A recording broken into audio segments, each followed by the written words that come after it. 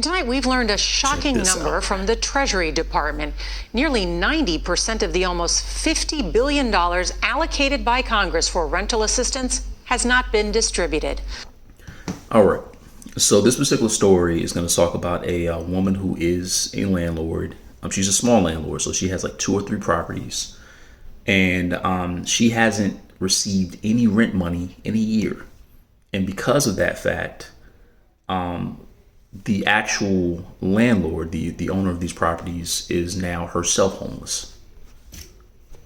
Now, that money is meant for landlords whose tenants have stopped paying rent and cannot be evicted during the pandemic.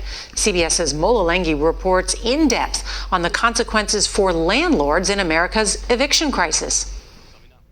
Brandy Lacasse has been waiting on rent for nearly a year. I've cried many nights, like thinking, where's my money? Lacasse owns 3 properties in upstate New York, but the single mother and Air Force veteran is functionally homeless.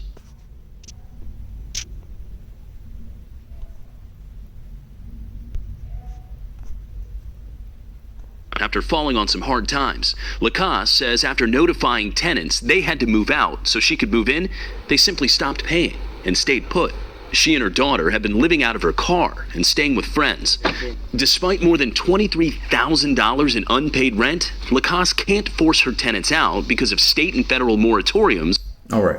So she's owed over $23,000 and has not received any rent in a year. All right, let's keep going. On evictions. I don't understand how they can give my private property to somebody to live for free. I bought that. So she bought the property, renovated it, all that good stuff, and yeah. Now, let's check this out. Nearly 10% of landlords around the country collected less than half of their rent in 2020. Small landlords owning fewer than 6 units were most affected. We're forcing low-income households and owners to essentially bear the cost of that in this current moment. All right. And just because someone is a landlord does not mean they are rich. So in the case of the woman in the story here, like I imagine that rental income is like her income. So if everyone's paying, everything's fine, she can kind of keep paying wherever she's staying and vice versa. But then once the money stops, there's a consequence. And it looks like she is the one who is facing that consequence. And that's unfair to both parties. I feel bad that I have not been able to pay her. Carla MacArthur is Lacasse's tenant. With childcare costs for her daughter and an autistic son, she says she can't pay rent. We've gone from 2 incomes. I have had COVID-19 twice. Okay, so they've gone down from 2 incomes to 1. And let's just skip this a little bit. All right.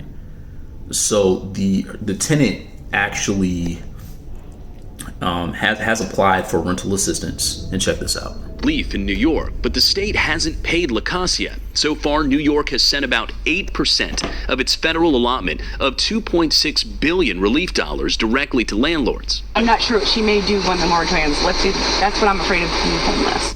2 families trying to avoid the same fate. I invested in these properties never thinking I wouldn't have a place to live. On opposite sides of a looming crisis. I just want my house. That's it. I just want my house. Yeah, this is a really sad situation because both parties are being affected by the pandemic, and there is some sort of governmental relief, and that relief has not arrived. And pretty much like when it comes to this moratorium, I believe it